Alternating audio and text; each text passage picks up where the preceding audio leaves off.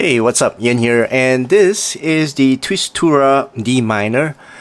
Pretty odd name, and also pretty odd design as well. Pretty unique. And the retail price for this is $49 US, and it's available on Linso's website. So do check out the unaffiliated link in the description below. Alright, so let's open this, listen to it, measure it, and I'll share my thoughts and opinions about this earphones with you guys so you guys can make an informed decision. Right, so let's first remove this plastic.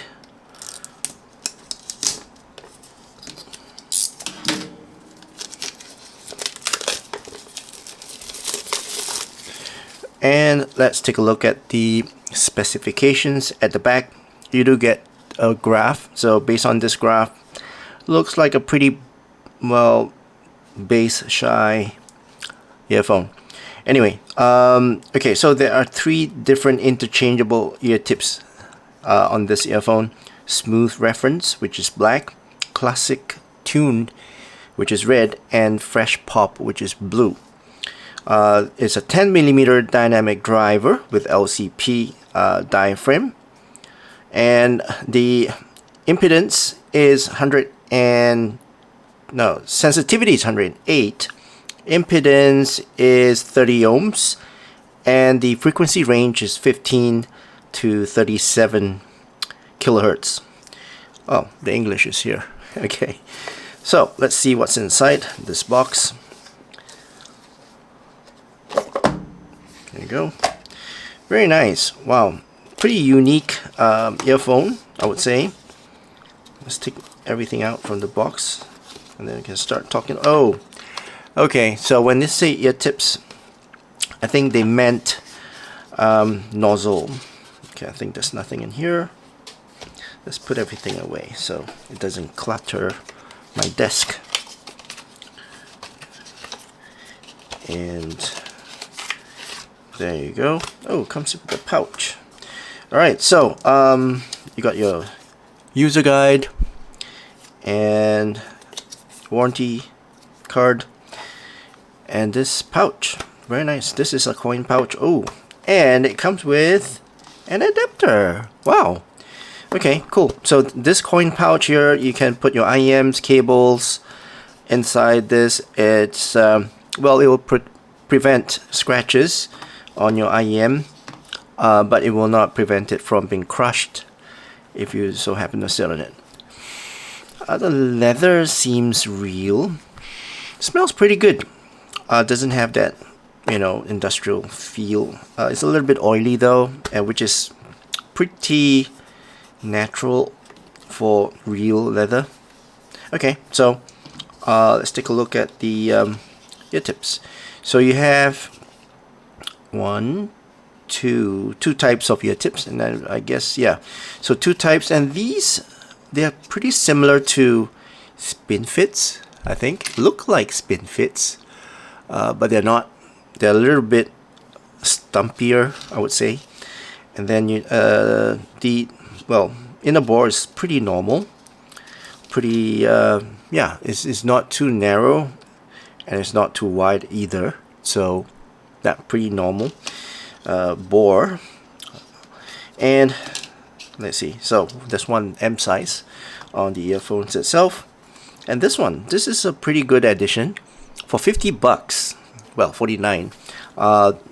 It's very, very kind of them to provide this adapter. So most phones, as you guys know, don't have a headphone jack. Okay, so this will enable you out of the box to use these earphones for most of you. And for those of you who are first time IEM owners, you'll be very happy with this because it comes in a package. Okay, and then nozzles, right? So interchangeable nozzles, and as mentioned earlier, the three different tuning. One is the black, which is the smooth tuning, red, which is classic tuning, and blue. So black, red, and blue, which is fresh pop for the blue. So I think what it meant was for the gasket, or the rubber gasket, near the screw area of the nozzle. So this one is blue. Okay, so that's more for pop. So if you're listening mostly on pop, this will be the nozzle to use. Okay, right, cable. Take a look at the cable. Cable is pretty similar to Moondrop. They like very slim cables and very thin cables. So it's 2-core silicone cable terminated with 3.5 headphone jack, Y split, and there's no chin slider. Oh, there is. There's a chin slider here. And ear hooks, let's see. So this cable is a little bit thin for me, for my liking, but the advantage of thin cables is that it doesn't weigh down the IEM. Ear hooks are actually pretty soft, yeah, very soft in fact, and it's terminated with a 2-pin connector. Alright, now let's take a look at the IEM itself. Let's pop it out from the placeholder. And wow, this is, I think, in terms of unique shape award for this year, 2024, I'll give it to this TWISTURA D minor. A very, very unique shape. And the material that this is made of is also very unique. It's zinc alloy. Not many earphones use zinc, but this one does. Okay, so it's made of zinc in terms of the inner shell. The faceplate is actually acrylic, and you can see through with the, I think there's a metal embossing in the middle here. You can see through it. Yeah, pretty nice and very unique as well in terms of the shape. I like it. I like it. It looks very nice. Okay, now nozzles here, inner shell. You can see a vent. And you can see more vents here, and the nozzle itself is interchangeable. Okay, so when I do my test, I'm going to use the stock nozzle, installed on this, which is the black O-ring. Okay, black O-ring. So I'm just going to use that. So let's connect it up, and then I'm going to listen to it. If I can untangle it. Well, from the start, I'm not liking this cable because it's kind of grippy and it sticks to itself. Is there indication? Wow, very, very small indication. I'm not too sure if you guys can see, but it does have an indication there left. And on the earphones itself, there's indication as well. So, which is alright, It's not very big, especially for short-sighted me or OH me to see it. Okay, and there you go. So this is the stock cable on it.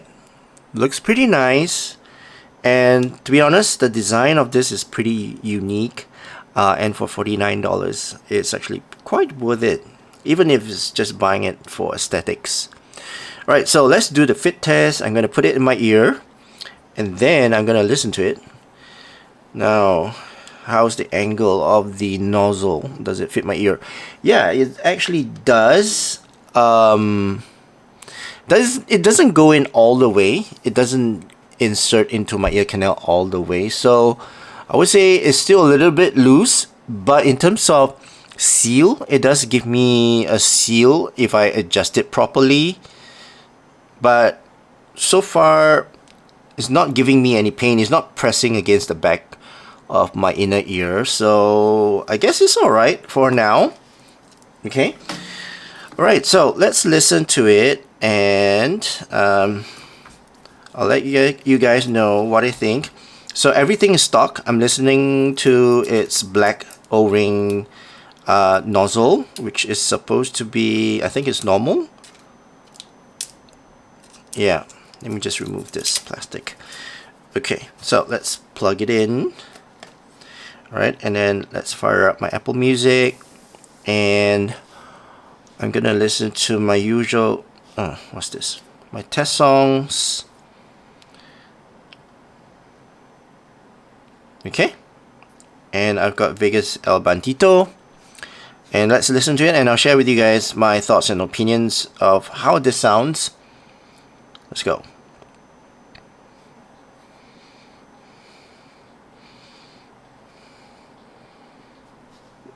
Okay, so in terms of soundstage, it's actually quite spaced out, not very intimate. The overall separation of the instruments are actually well laid out. Yeah. In terms of the resolution, it's pretty alright, pretty clear. It's not blunt. In fact, it's very resolute for a $49 earphone. But for a single dynamic driver, it doesn't seem to be very layered. Seems that they have like most of the instruments are like on one plane kind of thing, but it's well spaced out and well separated. And overall details on this is actually pretty good. Yeah, pretty good on the details retrieved. And overall, yeah, pretty good technical performance. For $49, not the best, but not bad. Now, in terms of the overall tone and tempo for this, I would say this is pretty balanced. Neutral to balanced kind of tone and tempo is not... the heaviness of the note weight is not too heavy.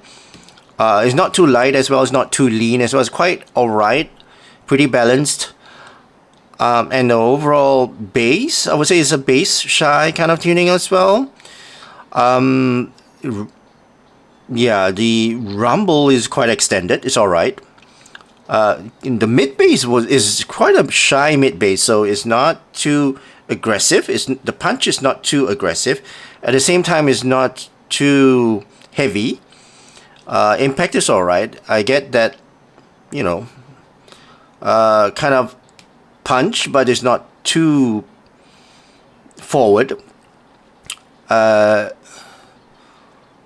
I would say the bass is alright, just nice, just nice for me.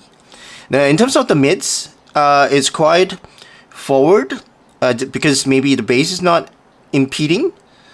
But I would feel that instruments are quite forward for this song, and the peanut gain is actually pretty subtle as well.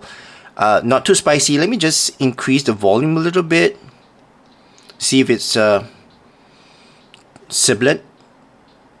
So far it's not, and it's not too dark as well. I would say the treble on this is alright. It's not too intense. The peanut gain is also not too spicy and unbearing.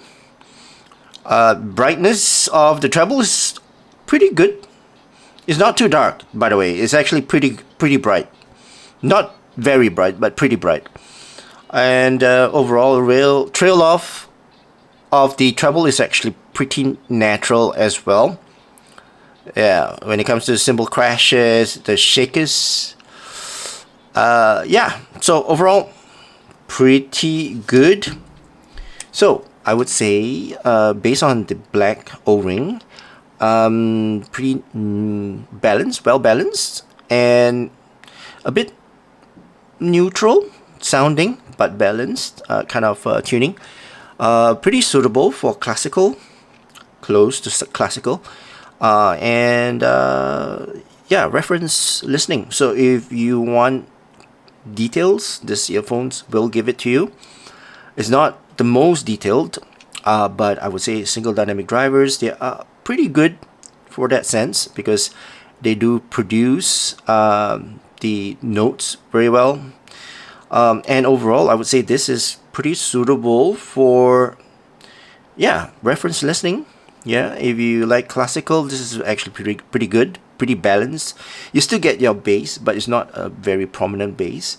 And yeah, it's pretty nice. Not for the beginners. I mean, if you are starting out, you still can, you know, go for this earphone. But I would, you know, think that you might feel that this is a little bit light in terms of overall note weight. And you might want a little bit more for that warmness. It's not a very warm tuning. Okay, so now let's measure this, and let me set up my gear, and I'll be right back. Alright, so I'm back, and I've set up my measuring rig, and let's measure. So I've got the TWISTURA D minor here with me. So let's put the left side into the rig. I've calibrated everything, so I'm ready to measure. So let's give TWISTURA, give it a name. TWISTURA D minor. Okay, and let's first check the levels. 87 dB. So let's see how the left side looks.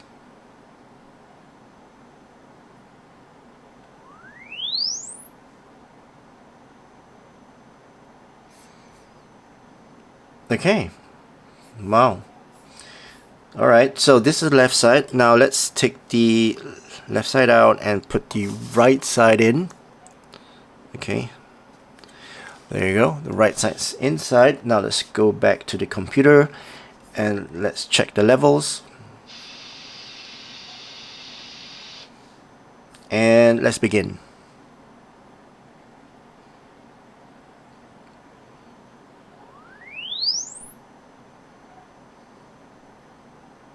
Wow, look at the channel matching. Okay, so let's first bring in my Harman target, and then I'm gonna normalize everything at 1000 Hertz. So let's bear with me. I'll bring this up a little bit so it matches, and I'll bring the right side up as well. And there you go, so it's normalized. Now we can analyze this graph. Let's put the zero line down here. Okay, so looking at this, sub bass is actually pretty harmonish.